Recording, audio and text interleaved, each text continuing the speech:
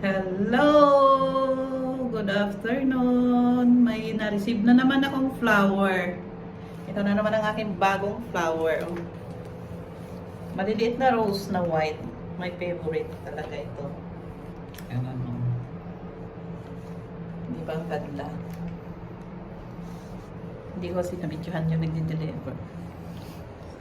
Ito, wala pa naman akong lipstick. Walang lipstick ang mamita. Kaya ito. Tadaan! Maliit lang siya, pero mabango, maganda. Ito. Parang alam nata nang nagpadala dito na nandito lang ako sa bahay. Hindi kasi ako pumasok ngayon. Tinangapot ng puta. Naglagay kasi ako ng lip gloss. Ito. Papakita ko lang. Diba ang sarap ng feeling nakaka-receive ng flower?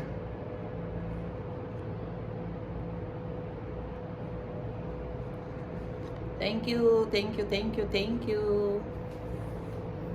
Ayan. Ano bang ikukwento ko? Thank you so much na lang. Wala naman akong may kwento. Wala naman akong may kwento na just mong konti. Diba? Tatapusin ko lang ang aking minutes naman. Maganda naman ito. Wala kasi pa akong alam na i-background na music kasi nga baka makapiright ako. Takot din ako. Kaya ganito na lang. Nagsasalita na lang ako. Wala naman akong idea pa kung kanino to. Sinong nagbigay nito. Kasi diba ang sarap makaamoy ng flower pag ganito. Sana all! Sasabihin na naman ayan, may ribbon pa yan. Sana all talaga. Diba kahit matanda ka na. Matanda! Matandang may pangsigang. Amoy sinigang. Sinigang sa hipon ang masarap. Diba kahit mami na tayo pag makareceive ka ng flower, parang sarap ng feeling. Diba? Hindi lang naman kabataan or yung pwedeng mag-receive ng flower. Siyempre, kahit din tayong mga nanay, kailangan, deserve naman natin, di ba? Mga mother, deserve natin ng may flower lagi. Dapat ganito. Ayan.